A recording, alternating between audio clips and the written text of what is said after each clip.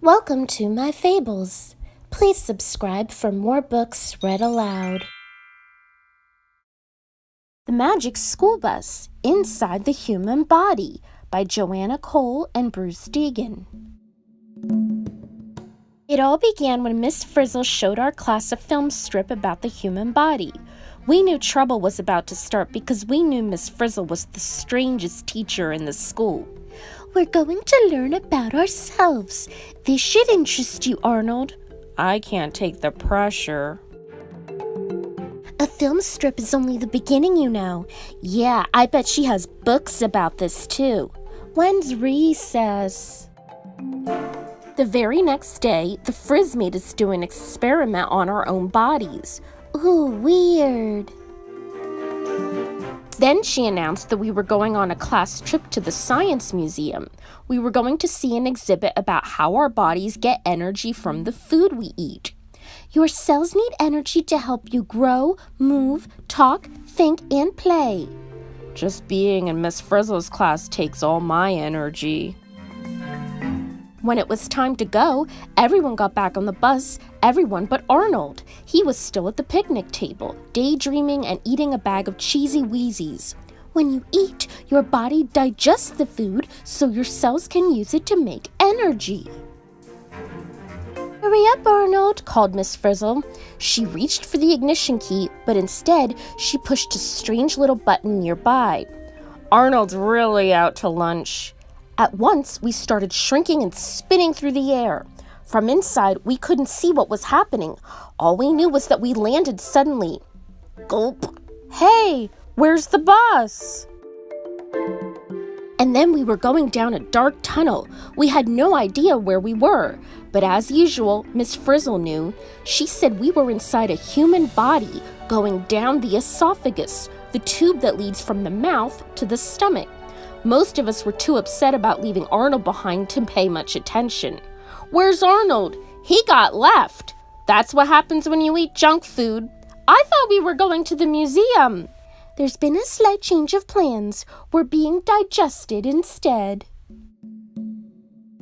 We are now passing into the stomach, said Miss Frizzle. It wasn't exactly quiet in there. The walls of the stomach moved in and out, churning and mashing the food into a thick liquid. The bus was turning round and round, and digestive juice splashed the windows. Now we knew how it felt to be a hamburger. Your stomach is like a built-in food processor. Roll up your windows, children. Yuck. Miss Frizzle drove to the bottom of the stomach. We'll drive through this opening to the small intestine, she said. In the small intestine, food is broken down into molecules tiny enough for the body's cell to use. I want to go home. But this is educational. Does education have to be this messy? I don't feel so good. Maybe it was something I ate. Poor kid. The small intestine was a coiled-up hollow tube. The inner walls of the tube were covered with tiny fingers called villi. In the villi are tiny blood vessels. Food molecules are taken into these blood vessels, said Miss Frizzle. Once the food is in the blood, it can travel all over the body.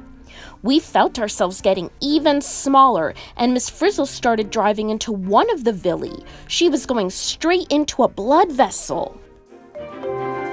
Class, the bus is following the path of the food molecules into the blood. You mean this body thinks we're food? That's better than being waste. I wish Arnold were here to see this. Yeah, it's so gross. Now we were in the blood, but it did not look red. Blood is not just a red liquid, explained Miss Frizzle. Blood is made of cells floating in a clear liquid. Those cells look like red rubber saucers, someone called out. Those are red blood cells, Miss Frizzle said. Red blood cells carry oxygen from the lungs to all the cells of the body. Did you see that? The white blood cell ate the germ. That's disgusting. Here and there, a white blood cell was busy destroying disease germs. White blood cells are like soldiers protecting your body from enemies, said Miss Frizzle. Looking back, we saw a white blood cell chasing the bus. "We'll be safer with the red blood cells, kids," said Miss Frizzle. She reached for the handle that controlled the bus's doors. "Don't do it," we cried, but when did Miss Frizzle ever listen? The doors of the bus flew open. "That white blood cell must think the school bus is a germ." "Well, the bus is pretty dirty." We were swept out of the bus and into the bloodstream. "Everybody hitch a ride," called the Frizz. Each kid grabbed a red blood cell as it went by. Our last glimpse of the bus was when it went into another blood vessel with a white blood cell right behind it. Why can't we just have spelling tests like other kids? We'll never get out of here now. "These red blood cells have turned dull red. They need more oxygen." "Oh my gosh, I'm lost." "Don't panic." Next thing we knew, we had flowed into the heart. "Inside the heart are 4 hollow spaces called chambers," said Miss F. "Each chamber is a little pump. The 2 chambers on the right side of the heart took in used blood from the body and pump it to the lungs. In the lungs, the red cells pick up fresh oxygen. We get new oxygen from the air each time we breathe in. We get rid of a waste gas, carbon dioxide, each time we breathe out." "My heart is pounding." "Take a deep breath. You'll be okay." From the lungs, our red blood cells carried us back to the heart. This time we were on the left side of the heart, the side that pumps fresh blood back to the body again. "Kids, it looks as if these red blood cells are on their way to the brain," said Miss Frizzle. "Look, when the red blood cells pick up oxygen, they turn bright red." "Class, those brain cells need more oxygen." "We'll never get home unless we find the bus. Maybe we'll find it in the brain." "Which way back to school?" "Use your brain." When we reached the brain, we let go of our red blood cells and squeezed out of the blood vessel. It was hard to believe that this wrinkled gray blob was the control center of the body. "Children, we are walking on the cerebral cortex, the pinkish gray outer layer of the brain.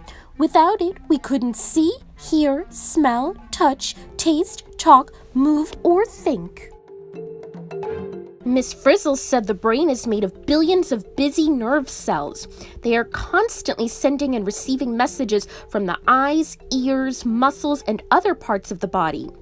"Do you think we'll be smarter after this?" "I hope so." "Where's the bus?"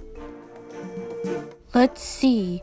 Miss Frizzle was driving that way to the museum, so our school must be this way." "Good thinking." We left the head by climbing down the bones of the spine. Inside the bones was the spinal cord, a thick bundle of nerve cells stretching from the brain. Smaller bundles of nerve cells branched out from each side of the spinal cord. These carried nerve messages to all parts of the body. The spinal cord connects the brain with the nerves that go to the body. "Don't look down. I think I'm losing my nerve." We followed some nerves that went to the leg muscles. The leg muscles were working hard. They needed a lot of energy. They used up a lot of food and oxygen from the blood. The heart was beating faster to carry fresh blood to the muscle cells.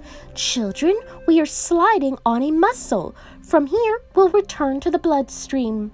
"I wonder where Arnold is now." "I have the strangest feeling he's close by." "I'll get there sooner if I run." "The more active you are, the faster your heart beats." We entered a nearby blood vessel. The blood was moving so fast, we were afraid we would lose each other. But at that moment, the school bus floated by. What a relief! We jumped on and went up through the heart and lungs again, just the way we went before. "Class, we're on the way out of the body." "Relax, we're going back now." "I can't relax as long as I see blood cells outside the window." When we emerged from the bloodstream, we were in a huge open space. "Where are we?" asked a kid. Miss Frizzle explained, "Children, this is the nasal cavity." "The what?" we asked. "The inside of the nose," said the Frizz. Suddenly, we heard a deafening noise. It sounded like, "Ah, ah, ah, ah." "We're in a nose?" This time she's gone too far. I am so grossed out. I think I'm going to sneeze. Use your hanky. Then we heard, choo! Class, the sound you hear is a sneeze. Anything in the nose can make you sneeze. It could be a bit of dirt or dust or some bacteria. In this case, it happens to be a school bus. A tremendous blast of air hit the bus full force. We flew forward, spinning around and around. Children, prepare for landing. Please remain seated until the school bus has come to a complete stop. Is she for real? Achoo! Gesundheit. We were going so fast we couldn't see anything, but we could tell we were getting bigger. Then, thud, we landed.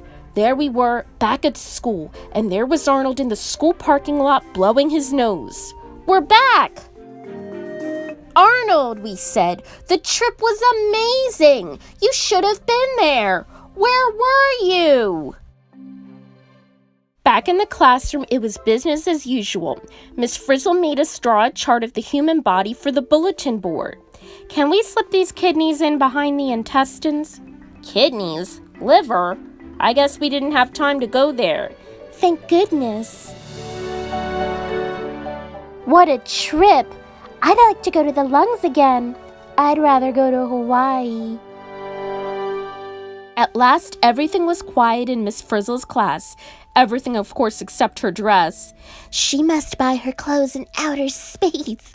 Don't give her any ideas. The end.